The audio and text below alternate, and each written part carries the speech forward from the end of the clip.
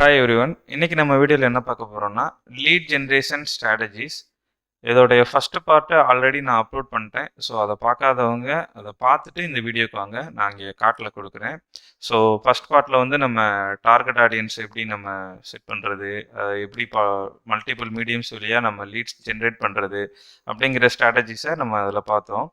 இந்த வீடியோவில் நம்ம எப்படி கான்டென்ட் வந்து எப்படி கிரியேட் பண்ணுறது, கண்டென்ட் எப்படி வந்து எங்கேஜிங்காக வச்சுக்கிறது ஆடியன்ஸ் கூட அப்படிங்கிறத பற்றி இந்த வீடியோவில் கொஞ்சம் டீட்டெயிலாக பார்ப்போம். ஸோ ஃபஸ்ட்டு வந்து அதாவது இந்த கான்டென்ட் வந்து நம்ம எதுக்கு யூஸ் பண்ணுவோம்னா இமெயில் மார்க்கெட்டிங்கில் யூஸ் பண்ணுவோம். லைக் வந்து நமக்கு லீட்ஸ் வந்து வந்துட்டாங்க, வெப்சைட் ஃபார்ம் ஃபில் பண்ணி நம்மளோட டேட்டா பேஸ்க்கு லீட்ஸ் வந்துட்டாங்க. இப்போ அதுக்கடுத்து அந்த லீடை வந்து நான் கஸ்டமராக கன்வெர்ட் பண்ணணும் அப்படின்னா அவங்களுக்கு வந்து நான் ஃபனல்ஸாக பிரித்து ஒவ்வொரு ஃபனல்ஸ்க்கு ஏற்ற மாதிரி நான் மெயில்ஸ் வந்து ஆட்டோமேட்டட் பண்ணி அவங்கள நெக்ஸ்ட் ஸ்டெப்ஸ் கூட்டிகிட்டு போய் கடைசியில் கஸ்டமராக கன்வெர்ட் பண்ணிடுவேன். ஓகேங்களா? ஸோ இந்த இமெயில் டிசைன் வந்து எப்படி இருக்கணும் அப்படின்னா அக்சசபிலிட்டி, ரெண்டரிங், ரெஸ்பான்சிவ்னஸ், இது மூணும் ரொம்ப இம்பார்ட்டன்ட். இப்போ அக்சசபிலிட்டி அப்படின்னா என்னென்னா, அதாவது அந்த அந்த கண்டென்ட் வந்து எல்லாருக்குமே வந்து எங்கேஜிங்காக இருக்கணும். லைக் இப்போ வந்து கண்ணு தெரியாதவங்க இருப்பாங்க, கலர் பிளைட்னஸ் இருக்க பீப்புள் இருப்பாங்க. அதாவது அவங்களுக்கு நிறம் வந்து தப்பாக தெரியும், ரெட்டுனா ப்ளூ அந்த மாதிரி இருக்கும்.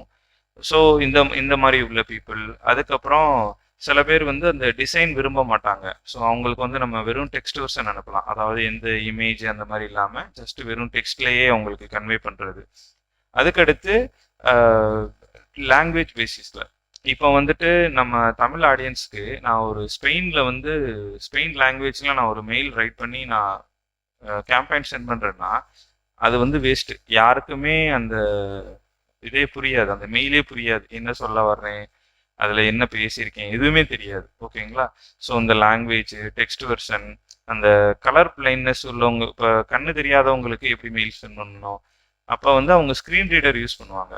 ஸோ நம்ம கரெக்டான HTML CSS ஃபார்மட் யூஸ் பண்ணியிருக்கோம் அப்படின்னா தான் அந்த ஸ்க்ரீன் ரீடர்னாலையும் கரெக்டாக அதை வந்து ரீட் பண்ண முடியும். ஓகேங்களா? ஸோ அந்த கான்டென்ட்டை மட்டும் அவங்க ரீட் பண்ணி அவங்க நீங்கள் என்ன சொல்ல வரீங்க அப்படிங்கிறத தெரிஞ்சுப்பாங்க. ஸோ அக்சசபிலிட்டியில் இந்த பார்ட் இது எல்லாமே மெயின். ஸோ நம்ம எல்லாருக்காகவும் மெயில் அனுப்பணும், அப்போ தான் எல்லா ஆடியன்ஸையும் நம்ம எங்கேஜாக வச்சுக்க முடியும். ஓகேங்களா? அதுக்கடுத்து ரெண்டரிங்கிறது வந்து நம்ம ஆல்மோஸ்ட் ஒரு 110+ டிவைசஸ் இருக்குங்க இந்த வேர்ல்டில். லைக் ஐஃபோன் 11, 12, 13, 14, 15 வரைக்கும் வந்துருச்சு. அதே மாதிரி நம்ம சஃபாரி ப்ரௌசரு, ஆப்பிளோட மெயில் ஆப்பு, அதுக்கப்புறம் ஜிமெயிலோட app, Outlook, Yahoo, like lot of devices இருக்குது. ஸோ எல்லா டிவைசஸ்லையுமே கரெக்டாக ரெண்டர் ஆகணும். ரெண்டரிங் அப்படின்னா இப்போ வந்து ஒரு டெக்ஸ்ட் இருக்குது, அதுக்கடுத்து ஒரு பட்டன் வருது அப்படின்னா அது ஒரே காலம்னா ஒரே காலம்ல வரணும். ஒன்று மேலேயும் ஒன்று கீழேயும் வர்றது, அல்லது ஒரு இமேஜுக்கு சைடில் இந்த டெக்ஸ்ட்டு, அதாவது ஒன் காலமாக இருக்கும் ஆனால் இமேஜுக்கு சைடில் டெக்ஸ்ட் வர்றது, அல்லது ஒரு பட்டன் இருக்கும் ஆனால் பட்டனுக்கு விட்டு வெளியில் டெக்ஸ்ட் இருக்கும். ஓகேங்களா? அல்லது கீழே இல்லாமல் ரொம்ப மேலே இருக்க மாதிரி இருக்கும். ஸோ இந்த மாதிரியான இதெல்லாம் நீங்கள் பார்த்தீங்க அப்படின்னா இது வந்து ரெண்டரிங் இஷ்யூஸ். ஓகேங்களா? இது வந்து 110+ டிவைசஸ்லையும் செக் பண்ணணும்.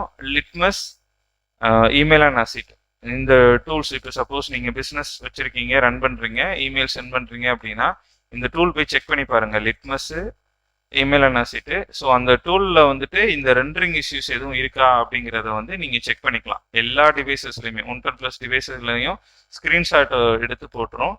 ஸோ நீங்கள் ஒவ்வொரு டிவைஸ்லையும் உங்களோட மெயில் எப்படி ரெண்டர் ஆகுது அப்படிங்கிறத செக் பண்ணிக்கலாம். அதுக்கடுத்து ரெஸ்பான்சிவ்னஸ்ங்கிறது இப்போ டெஸ்க்டாப்பில் நான் யூஸ் பண்ணுறேன் அப்படின்னா அதுக்கேற்ற மாதிரி அந்த மெயில் இருக்கணும். இப்போ நான் ஃபோன் யூஸ் பண்ணுறேன் அப்படின்னா ஃபோனுக்கு ஏற்ற மாதிரி இருக்கணும். லேப்டாப் யூஸ் பண்ணுறேன்னா லேப்டாப்க்கு ஏற்ற மாதிரி அந்த மெயில் வந்து ரெஸ்பான்சிவாக இருக்கணும். ஸோ இப்போ டேப் யூஸ் பண்ணுறேன் அப்படின்னா டேப்புக்கு ஏற்ற மாதிரி இருக்கணும். ஸோ நீங்கள் க்ரியேட் பண்ணுற HTML CSS கோட் வந்து அந்த ப்ராப்பராக இருந்துச்சுன்னா இந்த ரெஸ்பான்சிவ்னஸ் வந்து கரெக்டாக இருக்கும். ஓகேங்களா? ஸோ அது எப்படி ஒரு டேபிள் ஃபார்மெட்டில் எப்படி நம்ம இமெயில் டெம்ப்ளேட் க்ரியேட் பண்ணுறது, வித்து எவ்வளோ கொடுத்தா டெஸ்க்டாப்புக்கு எப்படி, லேப்டாப், மொபைலில் எப்படி ரெண்டர் ஆகும் அப்படிங்கிறத பற்றி நான் செப்பரேட்டாக ஒரு வீடியோ போடுறேன், இமெயில் டெவலப்மெண்ட் பற்றி. ஓகேங்களா? அதுக்கடுத்து மந்த்லி நியூஸ் லெட்டர். இப்போ இந்த மந்த்லி நியூஸ் லெட்டருங்கிறது, இப்போ நான் ஒரு கம்பெனி வச்சுருக்கேன் அப்படின்னா அதில் எனக்குன்னு ஒரு ஸ்டாக் இருக்குன்னு வச்சுக்கோங்க. அதாவது எனக்கு மீன்ஸ் என்னோட கம்பெனிக்கு அந்த ஸ்டாக்கோடைய இது வந்து இன்க்ரீஸ் ஆகிருக்கலாம். அதுக்கப்புறம் நான் என்னென்ன சக்ஸஸ் வந்து இந்த கம்பெனி இது பண்ணுச்சு, ஏதாவது புதுசாக ப்ராடக்ட் அனௌன்ஸ் பண்ணியிருக்கோமா, ஏதாவது நியூ ஃபீச்சர்ஸ் ஏதாவது இருக்கா, ஓகேங்களா. இந்த மாதிரி என்ன நம்ம கரண்ட்டாக இருக்கோமோ அதை வந்து நம்ம ஆடியன்ஸோட என்கேஜ் பண்ணிக்கிட்டே இருக்கணும். ஸோ அப்போ தான் ஆடியன்ஸ்க்கு வந்து தெரியும், அதாவது அவங்க அவங்க கூட நம்ம என்கேஜிங்காகவே இருக்கணும். அதுக்காக இந்த மந்த்லி நியூஸ் லெட்டர்ஸ் வந்து அனுப்புறது கொஞ்சம் இம்பார்ட்டண்ட்டானது, ஓகேங்களா. அதுக்கடுத்து கேம்பெயின் சைட்டில் வந்து ஒன் டைம் கேம்பெயின் இருக்கு, like batch campaigns, recurrence type campaigns. Recurrence type கேம்பெயின்ஸுங்கிறது வந்து டெய்லி மந்த்லி வீக்லி, அதாவது நம்ம ஒரு இமெயில் டிசைன் பண்ணி நம்ம ஃபஸ்ட்டு வந்து டார்கெட் ஆடியன்ஸை ஃபிக்ஸ் பண்ணிடுறோம். டார்கெட் ஆடியன்ஸ் மீன் அவங்க ஃபனல்ஸில் வந்து எங்கே வேணாலும் இருக்கலாம். அந்த ஃபனலில் மட்டும் நம்ம எடுத்து அந்த டார்கெட் ஆடியன்ஸ் ஃபிக்ஸ் பண்ணி அவங்களுக்குன்னு ஒரு இமெயில் டிசைன் பண்ணிடுவோம். அந்த இமெயில் வந்து டெய்லி மந்த்லி வீக்லி அந்த மாதிரி போகிற மாதிரி நம்ம வச்சுக்கலாம், நம்ம செட் பண்ணிக்கலாம். லைக் அந்த பிஸ்னஸ் க்ரைட்டீரியாவுக்கு ஏற்ற மாதிரி நீங்கள் இந்த ரெக்கரன்ஸ் டைப் கேம்பெயின்ஸை வந்து யூஸ் பண்ணலாம், ஓகேங்களா.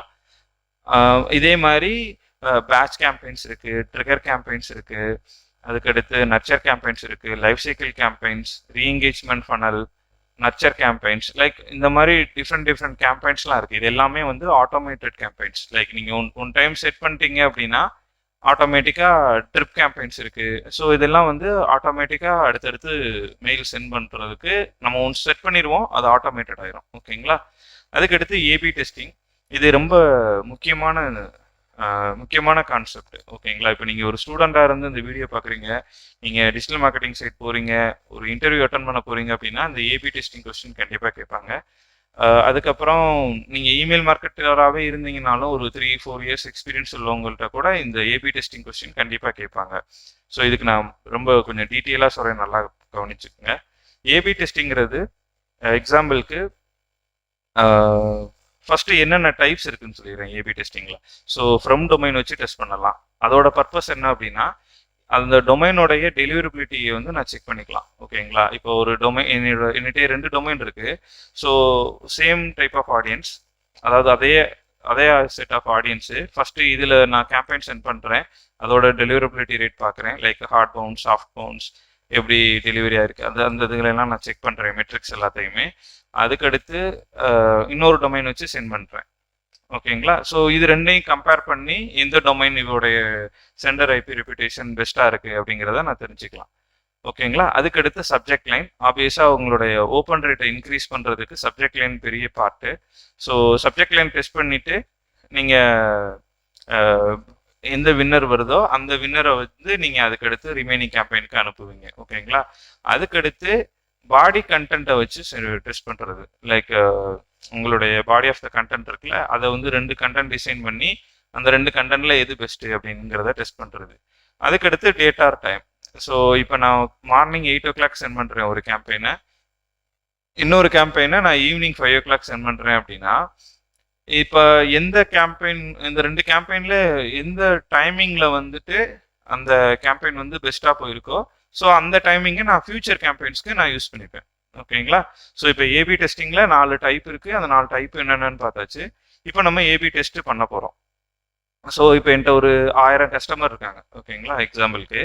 ஸோ இதில் வந்துட்டு நான் அந்த டெஸ்டிங் வந்து செட் பண்ணும்போது 10%, 90%ன்னு செட் பண்ணியிருக்கேன், ஓகேங்களா. ஸோ 10% செட் பண்ணியிருக்கேன், இங்கிட்ட 90%.